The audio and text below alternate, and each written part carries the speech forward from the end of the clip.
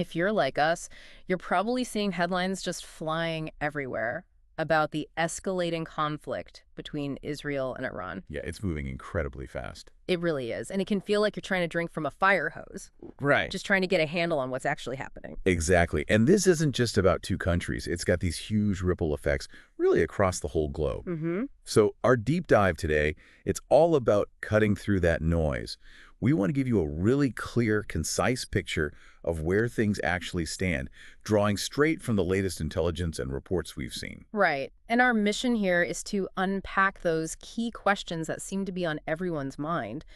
Which specific locations are being targeted? What kinds of weapons are we actually seeing used here? Yeah, and the big ones, too, are major players like China, Russia, or maybe Iran's allies jumping into the fray. And crucially, what are the signs telling us about whether this whole thing could escalate even further, or maybe de-escalate? So to give you that well-rounded picture, we've pulled from quite a stack of sources. We've got real-time news reports from places like Al Jazeera, strategic analyses from the Institute for the Study of War. And also some important opinion pieces, viewpoints from Responsible Statecraft and Catholic World Report, just to get different perspectives. Exactly. So let's unpack this. Okay, so let's dive right into the battlefield itself. We've seen this flurry of activity, particularly Israeli strikes on Iran. They seem characterized by, well, remarkable precision sometimes. What are our sources telling us about Israel's main targets and the immediate impact? Well, what's fascinating here is the strategic choice, but also the breadth of these Israeli strikes. A really key target was Iran's Isfahan province. Isfahan, right, known for nuclear sites. Precisely. Israeli airstrikes specifically hit a nuclear site, the central facility, buildings used to produce centrifuges, the International Atomic Energy Agency, the IAEA. They actually confirmed a centrifuge manufacturing workshop was hit. But importantly, they noted there wasn't any nuclear material at that specific site. So no radiological consequences. Which is significant. Hugely significant. This kind of precision isn't just about capability, It feels like a strategic message hitting critical facilities without, perhaps, triggering that wider nuclear incident. So beyond those really sensitive nuclear sites, what other locations were hit? Does that tell us anything more about Israel's broader strategy here? It certainly suggests a multi-pronged approach. It wasn't just Isfahan's nuclear facility. Israeli forces targeted multiple cities within that province, Lajan, Mubaraka, Shareza. Wow, okay. And a military installation in Shiraz was also struck. Al Jazeera reported defense systems activating over Najaf-Abad, explosions heard in Mallard. There were even reports of attacks hitting Tehran itself. Tehran, too. Yeah, so this seems to indicate an intent maybe not just to disrupt strategic programs, but potentially to pressure the regime through wider impacts across the country. And it wasn't just military or nuclear targets, right? Our sources also mention strikes on Iran's economic infrastructure. Exactly. That's a key part of this. The attacks extended into the oil-rich province of Khuzestan. We saw reports of, quote, frightening explosions in Avaz, the capital there. Frightening explosions. And a large column of smoke seen above the port city of Mashhad. There were even reports of a blaze at the South Pars gas field. So hitting the energy sector directly. Clearly an effort to hit Iran's economic lifeline, yeah. Escalating the cost of this conflict significantly. It sounds like a really significant and widespread impact on the ground then. Tragically, what about the human cost? Were there casualties reported from these Israeli strikes? Yes, and the human toll it's devastating. Iran's health ministry reported at least 430 people killed. 430 killed. And approximately 300 to 500 wounded. This was over just 9 days of Israeli strikes. Israel, for its part, claimed its forces killed 3 senior commanders of the Islamic Revolutionary Guard Corps, the IRGC. Well, the IRGC itself stated 5 of its members died. And we have specific incidents reported too, at least 5 people killed in Karamabad. And a residential building in Qum was struck, killing a 16-year-old, injuring 2 others. Just awful. Okay, so we've detailed the significant Israeli strikes, but obviously this isn't a one-way street. What do our sources tell us about Iran's retaliatory strikes on Israel? Where were they aimed? What weapons did they use? Right, the retaliation. Oh, yeah. The Iranian forces launched drones and missiles towards Israel. Explosions were heard above Tel Aviv. Tel Aviv. Yeah, buildings were seen on fire there, including, apparently, the roof of a multi-story residential building right in central Israel. So hitting civilian areas, too. It seems so. The Iranian army reported launching dozens of what they called destructive drones. They claimed most hit their intended targets. Israel, however, countered that, saying it shot down approximately 40 of them. 40 drones down. But the nature of those explosions over Tel Aviv, it does imply missile impacts as well, not just drones. It's just a pretty significant aerial assault. And what about casualties from those Iranian strikes? The reports indicate that Iranian strikes in Israel resulted in at least 25 fatalities. 25. Okay. Now, a really critical dimension of this whole conflict is the direct involvement of the United States. President Trump announced the U.S. had bombed Iran on behalf of Israel. Can you unpack those specific U.S. strikes, and what's the significance of the weapons involved? Yeah, this was a major, major escalation. President Trump stated the U.S. directly struck 3 specific Iranian nuclear facilities. The Fordow mountain facility, the Natanz enrichment plant, and another site back in Isfahan. Fordow and Natanz. These are the big ones, the heavily fortified ones. Exactly. And what's crucial here is the choice of weaponry. These strikes were reportedly carried out by B-2 bombers. Stealth bombers. Right. Known for their stealth, their deep penetration capabilities, they can evade sophisticated defenses, and they were carrying these incredibly powerful 30,000-pound bunker buster bombs. Bunker busters, designed for exactly this kind of target. Precisely. Designed specifically to destroy hardened underground facilities like the ones they hit. So this choice of weapon, it conveyed a very direct, very serious intent to, well, eliminate that deeply entrenched Iranian nuclear infrastructure. That's a huge statement, and it obviously raises questions about the overall U.S. presence in the region. How extensive is that military footprint? Where are the key bases that our sources are highlighting? It's substantial. The U.S. maintains a really significant military presence across the Middle East. We're talking between 40,000 and 50,000 troops stationed across at least 19 sites. 19 sites? Yeah, including 8 permanent bases in countries like Bahrain, Egypt, Iraq, Jordan, Kuwait, Qatar, Saudi Arabia, the UAE. It's a wide network. So which are some of the most notable bases, and what are the security concerns for the personnel there now? Well, some key ones include Al Udeid Air Base in Qatar, that's the largest, housing about 10,000 troops, and it serves as the forward headquarters for U.S. Central Command, CNTCOM. Okay, CNTCOM Forward HQ. Then there's the naval support activity in Bahrain, home to the U.S. Navy's Fifth Fleet. Camp Arif Jan in Kuwait is a major logistics hub. Al Dhafra Air Base in the UAE hosts advanced aircraft like F-22 Raptors and surveillance planes. So really critical assets spread around. Absolutely. And with these rising regional security concerns, the U.S. actually prepared for a partial evacuation of its embassy in Iraq. They also authorized the voluntary departure of dependents from places like Bahrain, Kuwait, the UAE. Voluntary departure, that signals real concern. It does. President Trump himself said the region could be a dangerous place. And critics, like those writing in Responsible Statecraft, warned that this U.S. involvement in strikes puts every single U.S. troop and embassy in the region at heightened risk. It certainly complicates things for everyone on the ground. So with all these direct strikes, this huge military presence, the question of who's joining this conflict or maybe who's not joining becomes really crucial. What kind of regional support has Iran seen from its, stated allies and supporters? Well, regionally, Yemen's Houthi group was very explicit. They threatened to attack U.S.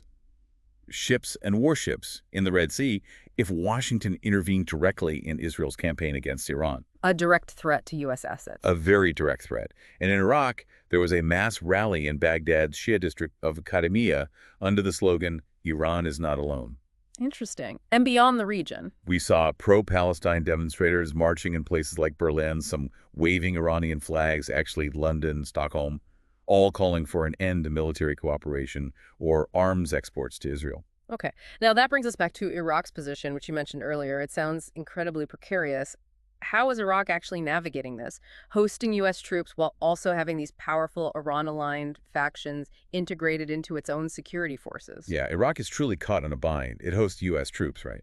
But it also has these powerful Iran-aligned militias, the Popular Mobilization Forces, the PMF, which are technically integrated into its state security forces. So they're part of the government structure, in a way. In a way, yes. And these PMF groups have really intensified their calls for U.S. troops to withdraw. They've threatened attacks on U.S. personnel, viewing them as, legitimate targets and basically enablers of Israeli aggression. How does the Iraqi government respond? Well, Iraq's prime minister conveyed a categorical rejection of using its territory or airspace for aggression. They even filed a complaint with the UN Security Council. But can they enforce that? That's the problem. Their air defenses are pretty insufficient, and realistically, U.S. strategic interests often override Baghdad's sort of theoretical control over its own airspace. Plus, there's the economic dependency. Iraq relies on Iran for about a third of its electricity. Wow, one-third. Yeah, it just creates this further dependency and makes its position extremely, extremely difficult. Okay, let's pivot to the really big international players now, Russia and China. How are they positioning themselves in all this? What do their actions or maybe their inactions reveal? Starting with Russia. Russia's position is, well, it's quite nuanced. It seems to be balancing its rhetoric with its own strategic self-interest. President Putin offered to mediate talks between Israel and Iran. Mediation. Is that likely? Probably unlikely in the near term. Iran's withdrawn from nuclear talks. For now, Israel considers it too early for non-military settlement. The Institute for the Study of War actually suggests Putin might be using this offer more to try and improve U.S.-Russian relations, maybe get some concessions over the war in Ukraine. Using it as leverage elsewhere. Potentially. At the same time, Russia's foreign ministry strongly condemned the Israeli strikes, calling them unprovoked military strikes against peaceful cities and accusing Western states of provoking anti-Iran hysteria. Bit ironic, maybe, given Russia's own actions in Ukraine. Strong words, then. But what about actual military action? Is Russia offering direct military support to Iran here? Despite all the supportive rhetoric, no. Russia will not intervene militarily on Iran's behalf. They just can't afford it. Can't afford it. They can't redirect personnel or crucial arms away from the war in Ukraine. And it's really notable that their January 2025 strategic partnership agreement with Iran, it lacks a mutual defense clause. No mutual defense pact. That's key. It is. And actually, Russia has significantly ramped up its own defense production. They're now making more Iranian-designed Shahed drones domestically than they even get from Iran. They're making their own Shaheds now. Yeah, and they've reportedly stockpiled over 13,000 missiles. So this has reduced Russia's immediate need for Iranian military aid. It creates this asymmetry where, arguably, Iran needs Russia more than Russia currently needs Iran. Interesting dynamic. So it sounds like Russia might actually be benefiting from this conflict in other ways. And where does North Korea fit into this picture, if at all? Yes, absolutely benefiting. This conflict could potentially increase oil revenues for Russia because of rising prices globally. Right. Higher oil prices help fund their war. Exactly. And it very successfully diverts Western attention, and critically, Western military aid away from Ukraine. That's a major strategic win for Moscow right now. As for North Korea, while not directly involved here, our sources highlight its growing strategic cooperation with Russia. How so? They're expanding road, rail, air links, train services resumed, a new road bridge is being built. This makes it easier for North Korea to send more workers to Russia. Workers? Why? It generates significant revenue for North Korea, bypassing sanctions estimated $1.75 billion between 2017 and 2023. This helps Russia with its labor shortages and, crucially, funds the North Korean government's priorities, including its military and nuclear weapons programs. It's a key partnership in that broader geopolitical context. Okay, so a nexus there. How about China? What's Beijing's stance and role in all of this? They seem quieter. China's approach is definitely more cautious, very calculated. They condemned Israel's strikes, called for an end to the attacks, emphasized that force can't bring lasting peace. Standard diplomatic language. Pretty standard, yes. They stressed that diplomatic means haven't been exhausted. Beijing offered to play a constructive role in restoring peace. China's foreign affairs minister also specifically stressed that Israel's strikes on Iranian nuclear facilities set a dangerous precedent. Dangerous precedent. Yeah, one that could have disastrous consequences. It's a consistent stance for China, actually, and it also serves as a subtle, indirect criticism of Russia's actions around nuclear facilities in Ukraine, too. Interesting. So it sounds like China is trying to walk a very fine line here, balancing a lot of different interests. It really is a masterclass in pragmatic diplomacy sometimes. Beijing wants to uphold international law, right? But it also needs to maintain good relations with Iran. They buy about 90% of Iran's oil. 90%. Huge amount. But they also need good relations with Iran's Gulf state rivals like Saudi Arabia and the UAE because they buy even more oil from them. Okay. So they need both sides. Exactly. And they also want to preserve their economic ties with Israel, including Israel's participation in their Belt and Road Initiative, that huge global infrastructure project. Critically, though, China does not support Iran developing nuclear weapons. Right. So what's the bottom line on China's actions? The expectation is that the PRC will continue calling for de-escalation, continue the diplomatic talk, but without taking decisive actions to really aid or hinder either side militarily. They're playing the long game, protecting their diverse interests. Okay. Switching gears a bit, let's look inside the U.S. The internal debate, the policy around this conflict. President Trump's decision to bomb Iran without getting congressional authorization first, that sparked immediate debate, didn't it? What was the constitutional argument there? Oh, it was immediate and intense. Some lawmakers slammed it as grossly unconstitutional. Strong words. Very. They asserted that only Congress has the power to declare war and argued there was no imminent threat to the U.S. itself that would justify bypassing Congress like that. But others supported it. Absolutely. Conversely, you had hawkish members of Congress who praised the decisive action. They framed it as a necessary step to, quote, eliminate the existential threat posed by Iran.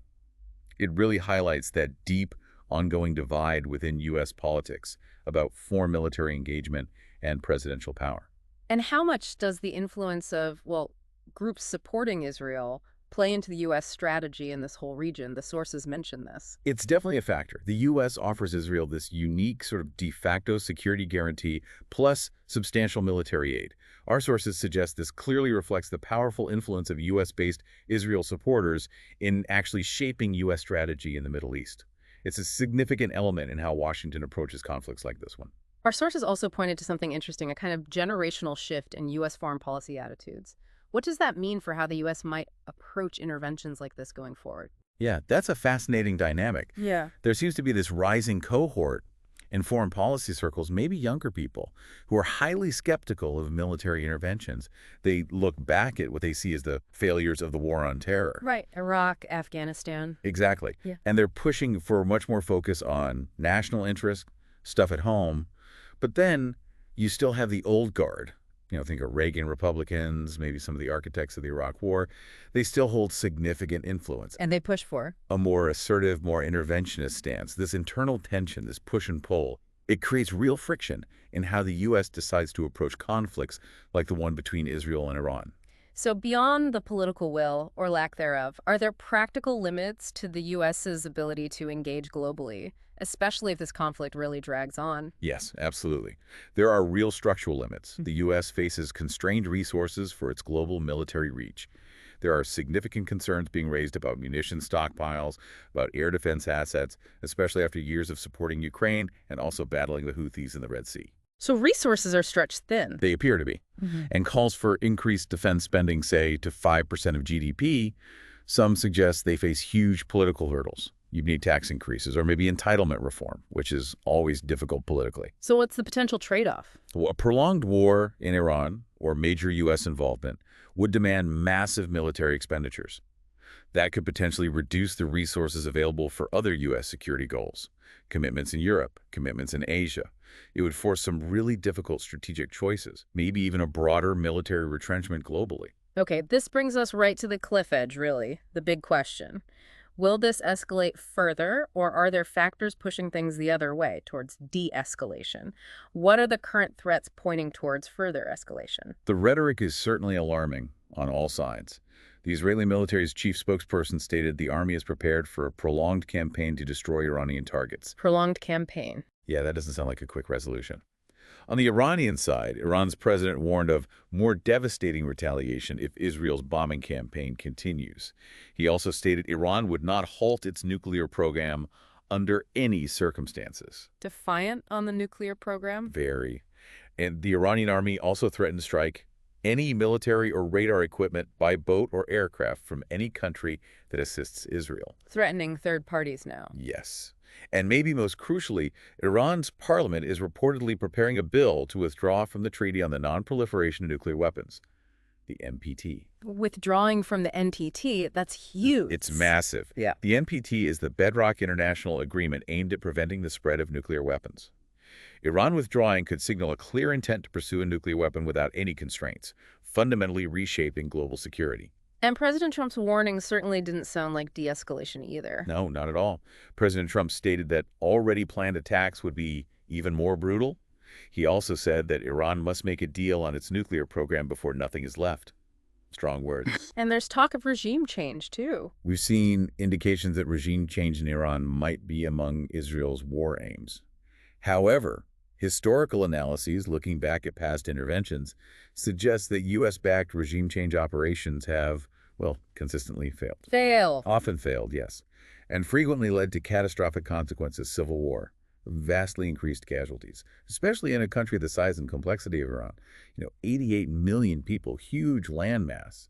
It's a massive undertaking with a poor track record. And adding to the uncertainty, there's conflicting information about Iran's actual nuclear capabilities, right? Which is sort of central to this whole thing. You're absolutely right. It's confusing. There are conflicting reports even from within the U.S. administration. One official apparently claims Iran is not currently building a weapon, while another states it could potentially produce enough material for one in a matter of weeks. Weeks. That's fast. Extremely fast, if true. Israel's foreign minister, on the other hand, claimed the recent attacks have delayed Iran's nuclear bomb prospects by at least 2 or 3 years. So who do you believe? It's unclear. And what about the economic impacts if this does escalate further? That's a major global concern. Analysts warn the conflict will likely spread across key oil and gas-producing regions. Iran is reportedly considering closing the Strait of Hormuz. The Strait of Hormuz, that's the big one. It's the critical choke point. About a third of the world's seaborne oil supplies pass through there. Goldman Sachs warns that if Iran blockades it, oil prices could surge above $100 per barrel. Which means Higher global inflation, slower economic growth worldwide. We're already seeing disruptions beyond the immediate fighting, too. Several airlines have suspended or canceled flights in the Middle East. Iran, Iraq, Jordan all temporarily closed their airspace. Okay, so a lot of worrying signs pointing towards escalation. But despite all these alarming threats, are there any factors that might be limiting this, maybe even pushing things towards de-escalation? Yes, thankfully there are some counterweights. While financial markets were initially, quite roiled by this, Understand. they've shown some signs of stabilizing recently. This suggests maybe an anticipation or hope that the conflict will remain relatively contained. The key caveat seems to be as long as U.S. military assets aren't directly attacked by Iran. So the market thinks direct U.S.-Iran clashes are still avoidable. It seems to be pricing that in for now. And Iran itself, well, it has a vested self-interest in not escalating certain things too far. Closing the Strait of Hormuz, for instance, it's a potent threat, yes, but it would severely disrupt Iran's own oil exports. Especially to China, right? Especially to China, their biggest customer. It would cut off valuable revenue that the Iranian regime desperately needs, so it's a double-edged sword for them. So maybe some self-interest preventing the worst case. Are there any actual diplomatic openings, any signs of talks? There are some glimmers. French President Macron and Iran's president apparently agreed to accelerate nuclear negotiations, though what that means in practice remains to be seen. Okay, so a potential channel there. And Iran has indicated it is open to returning to negotiations, but with a condition. If the United States does not directly join Israeli strikes. Interesting conditionality. Also, Qatar's ambassadors expressed concerns to the UN nuclear watchdog, the IAEA, about the dangerous repercussions of targeting Iran's nuclear facilities, especially those near their own countries in the Gulf. So regional players are worried too. Definitely. And finally, back in the U.S., there's that significant portion of the public and some lawmakers who are actively pushing against deeper U.S. involvement. They're urging President Trump to stick to his past promises of avoiding new, forever wars, prioritizing domestic interests instead. And Russia and China. Right. As we discussed, both Russia and China, while watching very closely for their own strategic lessons, have publicly called for diplomatic solutions. They seem unlikely to intervene militarily on either side directly. Okay. So wrapping this up, we've really seen that this conflict is this incredibly complex web, isn't it? Precise military strikes, these shifting alliances, stark warnings flying back and forth. All playing out against this backdrop of huge global economic and geopolitical concerns. Yeah. Indeed. And the immediate future of this whole situation, it really appears to hinge not just on raw military might, does it? It seems to be more about this subtle dance of international diplomacy, economic pressures, and crucially, the internal political calculations happening within each nation involved. It really makes you wonder, doesn't it? How will all these complex, sometimes contradictory forces, the military actions, the diplomacy, the economics, the domestic politics, how will they ultimately shape the scale and the duration of this crisis? And what lasting lessons might the world, especially other major powers like Russia and China, draw from how this all unfolds, how they strategically position themselves amidst all this chaos? Definitely something to keep thinking about. A lot to watch in the coming days and weeks.